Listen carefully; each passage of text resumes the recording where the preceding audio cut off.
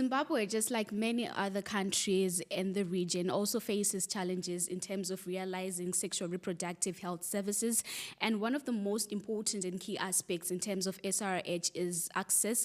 And so many people within the rural areas and also marginalized communities face many difficulties in accessing SRHR services. Hello, viewers, and welcome to the Orange Hub podcast, proudly brought to you by SAYWHAT and supported by Amplify Change. It's always a good time when I get to be on your screens and we get to discuss issues that are affecting us as young people. Remember, there is nothing for us without us. So I'm super, super excited to be here with you today. And you know what? I do not write solo. I don't like being alone. So I always have brilliant minds that can help me to unpack the topic and the theme that we will be discussing. My beautiful name is Panashish Batamoto, also known as the Dynamite. And joining me today are think tanks. And I'm super excited to have you today. Welcome to the Orange Hub podcast. Thank you very much. All right, so I want you to introduce yourselves to the people. So you tell them your name, what you do, and just for fun, hey, you also tell us what you're well known for in your industry or probably at home, just something that makes your heart race. I'll start with you. All right. My beautiful name, I'm saying that after you. Okay. My beautiful name is Ndaizive Garura. You can call me Ndai. I'm with an organization called the Center for Natural Resource Governance, and it's an organization that works in this extractive sector. We work with resource-rich communities, especially the mining areas in Wange and in Manicaland, that is Mutare and Penalonga, and anywhere where there are resources here in Zimbabwe. Okay. Yes, something that makes me That makes your heart race. So if you talk about traveling, wow. I can go anywhere, anytime. I'm always ready to go. You have your bags packed already. No. I'm always ready to go. All right, thank you so much, Thank you for having Dai. me. Moving on to you. Thank you, Panashe, for having me here. My name is Taurei Karambakua. I am from Friends for Child Development, based in Mashonaland Central Province. We are operating in Muzarabani and Bire districts, border Mozambique. So I'm super excited to be in Harare and to discuss issues. What I'm known for is just a smile. So you have to make me smile. If I don't smile, it's you. And your smile is contagious, by the way. So today we're going to be talking about rights without exception, SRHR for everyone. And what does it mean? It means that we are leaving no one behind and we are leaving no stone unturned in terms of addressing the challenges and the issues that we are facing in the SRHR industry. So I'm going to start with you, Ndai. They always say honor ladies.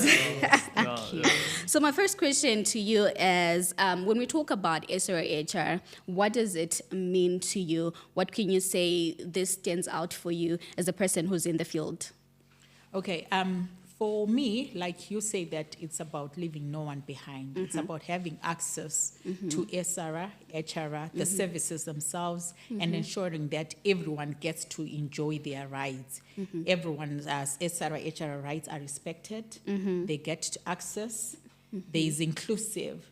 If we are talking about young people, let's say the youth, are they getting the youth-friendly services? If we are talking about the women, are there no barriers that are hindering their access to these SRHR services? To what extent are they enjoying them? Who can they work with to ensure that all these services are accessible? All the stakeholders, are we all making an effort that everyone, not just the women only, but even the men, everybody should come on board and be and enjoy their SRHR rights? That's what we would like to talk about. That's something that we envision in whatever sector that we are talking about, in whatever community that we are talking about. It's not for others to enjoy and others not to enjoy. We are saying everybody. It should be inclusive to such an extent. All right. Yeah. Thank you so much for that. I told you you've got so much information. And today you're going to blow us right here. And to you, sir, I want you to just briefly tell me what stands out for you in the SRH space. Yeah, in the HRS space, I think it's all about the individual rights. When it comes to SRHR, it's about everyone enjoying the right to life. So it's not only about the sexual part. It's about who do I relate to? How do I relate to that person? And can that bring potential out of me? So for every child, we say there is potential. So how can we bring that potential? So SRHR to me is about bringing the potential in every person so that they can thrive and be better people. Okay, thank you so much for that. And I'm so happy that you've been in the SRH space for quite a long time. And it means that you have seen the ups and the downs within the space. And there's so many legal frameworks that have been made in relation to SRH. And probably you've also been part of them to ensure that we enjoy our rights as young people. So my next question would be, Tundai, directed to you. You've been in the space. What has been your niche and what led you to that? Okay, so our niche mainly have been women within the extractive sector. We've been working with women who are employed in the mining sector. As you know, the mining sector, it's male dominated. So women and their rights, to a certain extent, they are not fully enjoying them. So our niche has been to ensure that women enjoy their SRHR rights, to ensure that women access the SRHR services, to ensure that the men within that space are also accommodative to the women. They respect them, the way that they relate to them, they see them as their counterparts. And you'd also realize that the mining sector is also located in areas that are rural areas. So to a certain extent, those areas have been marginalized. So we've also been trying to work with different stakeholders to ensure that services are also brought to those areas. And then even in terms of knowledge as well, giving knowledge to women in those areas for them to know things like GBV, for them to know, we've been like an advocacy organization to ensure that all those issues which are underlying, such that they are becoming a barrier to women enjoying themselves, women being free from violence, not just sexual violence, but various forms of structural violence, the different violences that women are affected by. So we've been coming in to ensure that we do capacity building in those communities, to ensure that we work with the different stakeholders, even the traditional leaders as well. Like I was saying, that in the mining sector, it's in rural areas. So there are also a lot of our cultural barriers that we need to be navigated for us to have an SRH, a sexual reproductive health space that everybody can enjoy, that everybody can feel free to express themselves, everybody can be respected. So that's the area that we've been working within. That has been our niche as an organization. And myself, that's the area that I've been mainly working in. And I've been doing a lot of that work in Wange and in Marange and in Penalonga. All right, beautiful. And I love the fact that you're talking from experience, and the fact that you're talking about mines in Zimbabwe. There are a lot of issues that happens in mines. And I want you to just tell me one story that stood out for you, because I've seen a lot of things that happen in mines, and people write on social media, you know, this happened, this. What story stood out for you that you can say relating to SRH? Okay, the story that stands out for me, unfortunately for me, it's a bit, it's one of the sad stories that we always encounter when we go to these communities. We've got, like I was saying, that in the mining sector, there's not much space for women in there. So you find that women are normally limited to the domestic chores. We've got women who work within the mining space, and they'll be working, doing cleaning, and they'll be cleaning both within the office space and then within the domestic space as well. And as you know, that our mining sector of late, it has been dominated by the Chinese investors. And the Chinese, the way that they set up their areas, they do not separate the residential areas from the offices. Their residential area is also their office area. So there's no that demarcation to say this is an office. This is a house. You see, it works in 2-in-1, especially for those mining, for the mining companies that are not really regulated to a certain extent. So we've got women who work in that space. And because they work in that space, there's a lot of violation that takes place. We've come across women who have told us stories about how there is discrimination on the basis of your skin color. If you're light-skinned like yourself, if you're dark-skinned like myself, the way that the light-skinned women are treated and the way that dark-skinned women are treated, it is different. And the light-skinned women are preferred. And see, they give them different names. And if you're also built, if your frame is small, you're also the preferred one. If your frame is big, you're not the preferred one. So there's a lot of gender-based violence that takes place within that space. And even sexual violence as well. The mining sector, women are always being asked for sexual favors. Sometimes they're asked, if they're asked, it's actually a good thing because they have an opportunity to say no. Exactly. But sometimes they're not even asked. They're just violated just like that because they are seen as a woman. You're seen as someone who's always ready to have sex, someone who's always ready to, give yourself out there. So they face a lot of sexual violence. And these are the stories that we always come across when we go to this mining sector, and they're not always pleasant to hear. That's so sad. Yeah. Thank you so much for sharing. Hey, and I think it's also important because it can help somebody, and we can also advocate for change within those areas. And I hope you're not also into mining. No, we are into rural border area. Yes. So it's another story that is also said in that area. So for us, what pushes us is the issue of child marriages that are due to pregnancies. So in our implementation, we have seen that children, when they get pregnant, they are no longer children. Even if you are at 9, if you are at 10 years or 12 years, you are no longer a child. Yeah. So what we are doing is we are working with the community, we are working with the parents, so that we change the narrative that a child remains a child, and pregnancy doesn't mean that a child ceases to be a child. So our work has been in the rural areas where there's a lot of marginalization. As you know, my central tops on the GBV. It also tops on child marriages. Though my Manicaland tops on child pregnancies, but on marriages, my central is on the top. And which districts is those districts which is on the border. So in our work, we have seen a lot of collaboration, that we have started a movement that we are working with the parents. Now the parents are into it.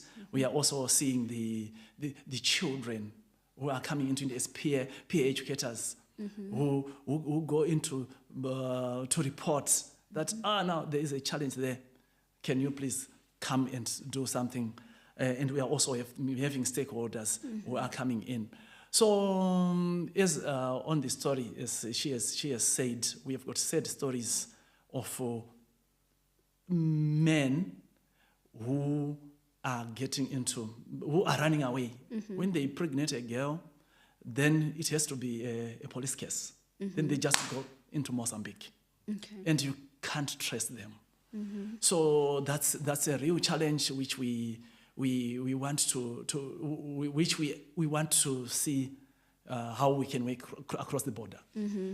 So we have got other structures that are now there that are saying we will cross and get that person there. And it's something that we are seeing, that the communities are being empowered through the SRHR information, through the interventions that we are having with the support from the Amplify Change. All right. No. Thank you so much for that. And you mentioned a very critical point in relation to child marriages and pregnancy as well. So I would like to applaud the government of Zimbabwe for saying that even if a child is pregnant, they're allowed to go back to school and whatnot. So what are some of the challenges that are associated with that, probably affecting the child and obviously other children that are surrounding that same child?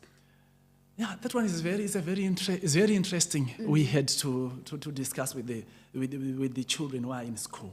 One, there's discrimination and stigma within the community, not in the school. The parents, they're saying these ones will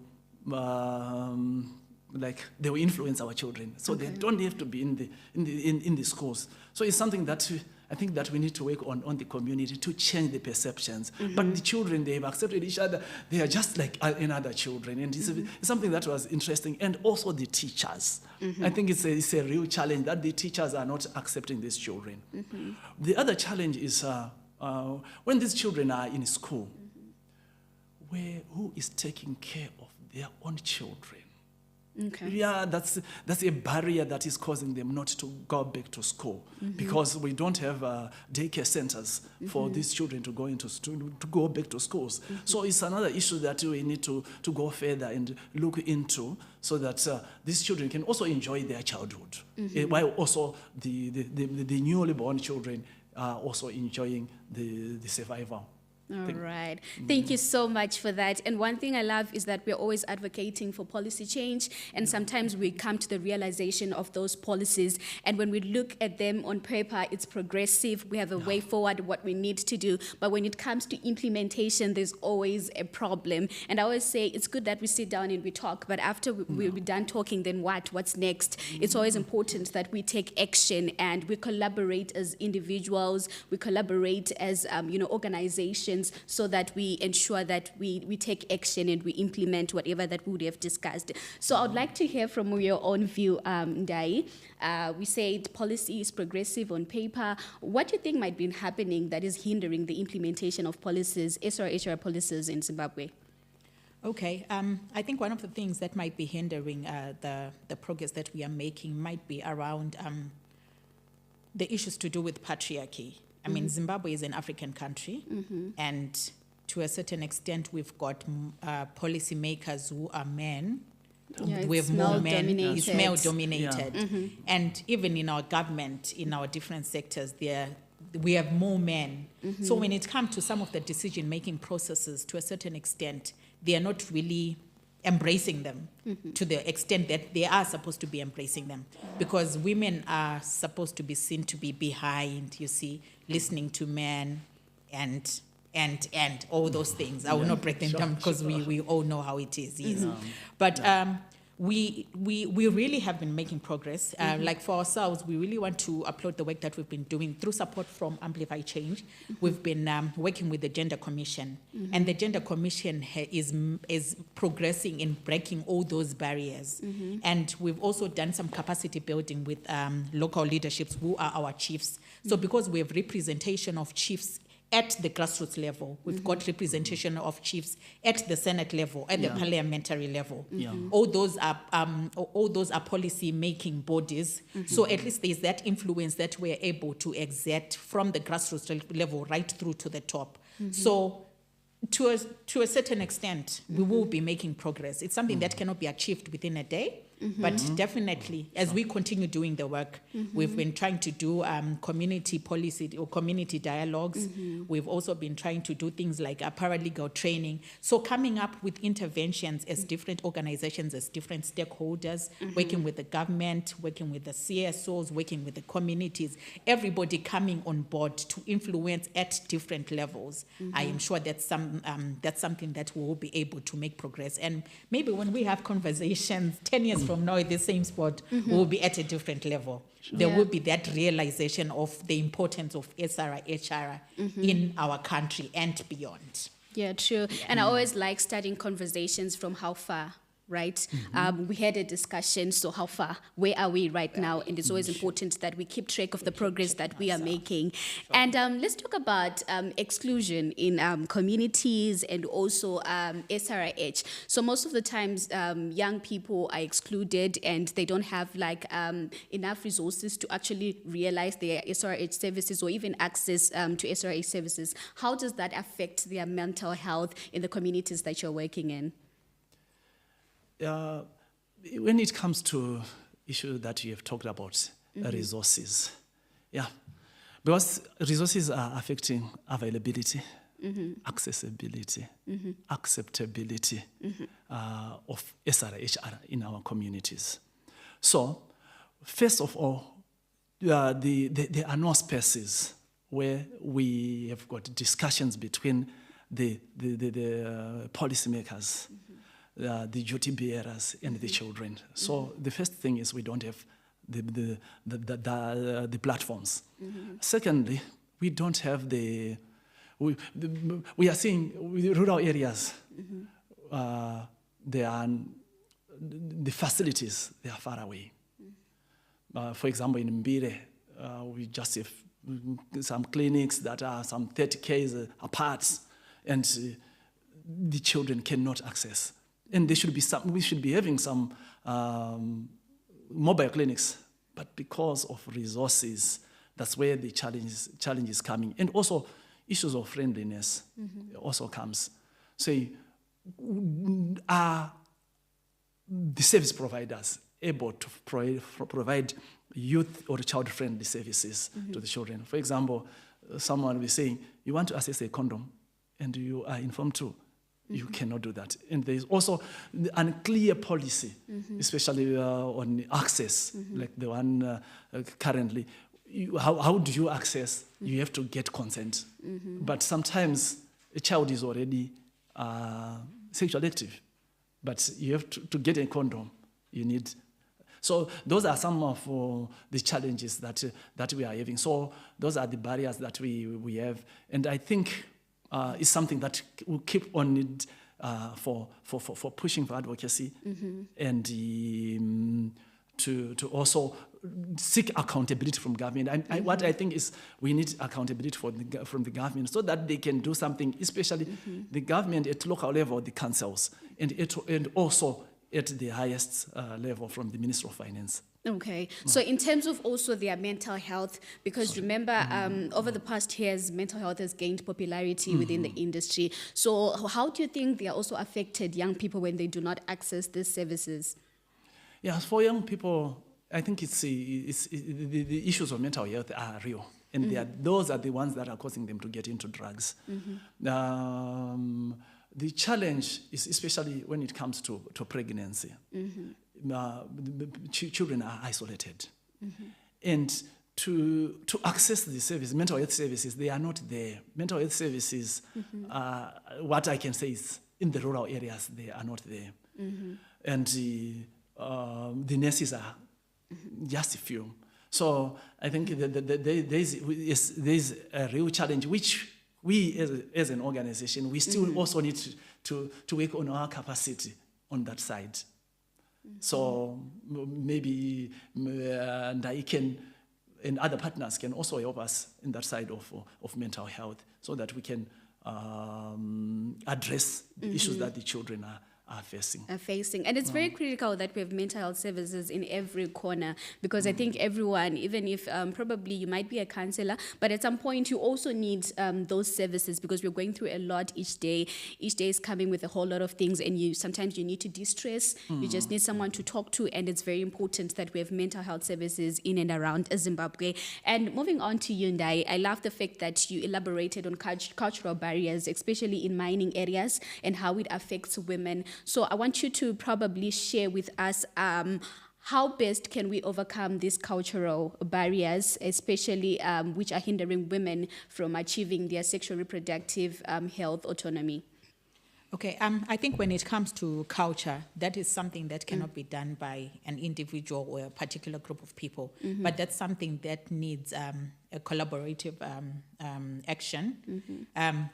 All people need to come on board, and the people that will be leading on that front will be our traditional leaders, the traditional structures, from the chiefs themselves, and then the village heads, the headmen, and the communities themselves, because with the culture, this is something that has been existing since we don't know. And that's something that you can't change overnight, because a certain piece of information has been received and expected to be received, and people change their behavior. It's something that is influenced over a period of time.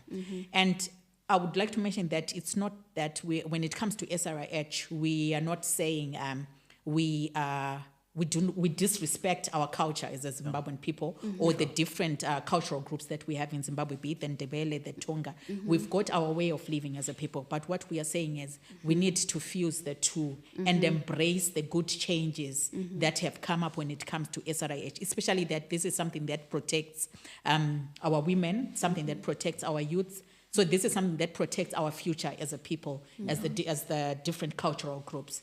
So I think to work around this, we need to be working together as government, especially through the Ministry of Local Government, as it is the ministry that then houses the traditional systems mainly. Through the amendments of the different acts that they have.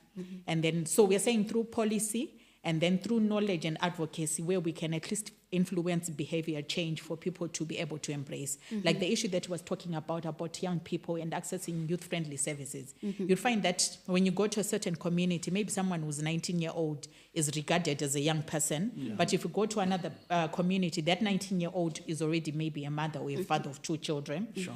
They are treated differently. The single 19-year-old cannot go to the local clinic and then maybe say, may I please have some condoms? Or may I please have a loop or Jadel, whatever kind of contraceptive that they need to access. They cannot freely do that, because the moment that they do that, they are regarded as a naughty person, so to speak, you see. But it's something that we need to embrace, that young people are sexually active. So instead of us increasing the HIV rates in our country, we might as well reduce them. Instead of us having unwanted pregnancies, at least let's make action to reduce them. Those are certain things that are still not really acceptable, especially in the communities that we work with. But through knowledge, through advocacy, and through working with the different leaders, that's something that eventually can be addressed. Conversations can be stirred, and everybody can be coming on board. And I mean, a healthy country is an economic country, a better placed economic country. Exactly. So it influences everything. We cannot separate our social issues from our economic issues, from our cultural issues. They are all interconnected in a way.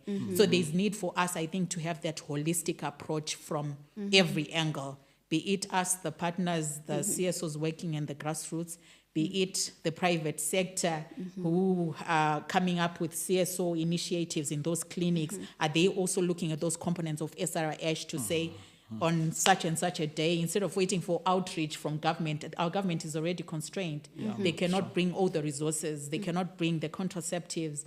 They cannot bring the HIV testing kits. They cannot bring the cervical cancer screening all the time. So let's complement each other. The private sector complementing the government, all resources coming on board, and everybody gets to enjoy a healthy economy, so to speak. All right, thank you so much. I was saying I've got people that know what they're doing, people that know what they're saying, and it's always great when I have think tanks in the building. So remember, we are talking about rights without exception, and I remember when I started this podcast, I was telling you guys that we're leaving no one behind, and we're leaving no stone unturned. So to you, I wanted to confirm with you, in terms of your work that you're doing, how does inclusion look like for you? Are you being inclusive in your work? If so, how are you doing that? Our work has been inclusive. We look into every child is a child. It's defined by our constitution. Anyone under the age of 18, that's our definition. One who is in school or out of school because of any circumstances. As we work toward that child to go back into school, we are saying a child is a child, whether pregnant, whether is living with, either has got a disability, is living with HIV or not, any other disease or not, a child is a child. So our inclusivity is saying we've got programs that are catering for children in school. We also have programs that are catering for children out of school, where we are saying, let's develop their skills in SRHR. Let's develop them so that they can also stand on their own, make their own decisions with their bodies. We are also inclusivity is also coming in when we talk about issues of abortion, because in our community it's not acceptable. Yeah, it's a very sensitive It's topic. very sensitive, yes. exactly. But we also include in those issues too, that if we don't do the right thing now of protecting the children, we'll end up having abortion. But after the abortion, what else do we need to do? We need to save the children. So our inclusivity includes, we don't discriminate any child in terms of religion. We are including every religious group, including also when we are working with religious groups, every religion is included, because they need to also to protect the children. Let it be the apostolics, let it be the Catholics, let it be any other. They also need to be included. We are also in the border. If it's a child from Mozambique, it remains a child. We say to the service provider, please provide the service, because it's a person. They've got the rights which is protected in our constitution. Okay. All right. Thank you so much for that. And I love the fact that you raised a very interesting and controversial topic, the issue of abortion in Zimbabwe. And, the Termination of Pregnancy Act has been in existence for more than 30 years, if I'm not mistaken. And sometimes when we say things are changing, and it's very important that we also address the emerging SRH needs of young people. So back to you, Ndai, as we are closing our podcast. So I would like you to share with the audience probably what you think we can do better, and in terms of realizing SRH needs, and just a few parting words as we go. Okay, I think my parting words would be around justice and dignity for everyone. Like he was talking about the constitution. It's not a constitution for some people and not a constitution for others. Everyone is just supposed to be equal. Everyone is supposed to enjoy their SRHR. And I would just stress more on the issues to do with policy making and knowledge. I mean, if people get to have knowledge on how to enjoy their rights.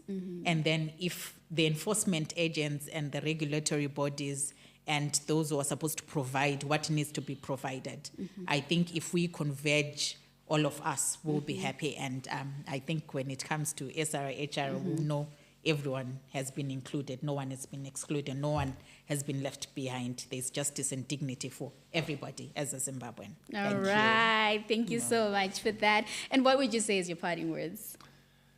Everyone has a role to play, including the chiefs. Policies are made by people, and we have to influence policy from the grassroots. If change happens from the grassroots, the police won't have a lot of work, the courts won't have a lot of work. So we can change from the chief downwards. So we have all a big role to play. All right. Thank you so much for coming through. It's always a good time when I have people around. Thank you for having us. All right. And yes, viewers, thank you so much for staying tuned in. This is the Orange House Podcast, proudly brought to you by Say What and supported by Amplify Change. And also, please do make sure that you reach out to us on our toll-free number, that is 577 for psychosocial support, SRHR services, and child protection solutions. From me, the Dynamite, and the beautiful crew behind the scenes, it's goodbye.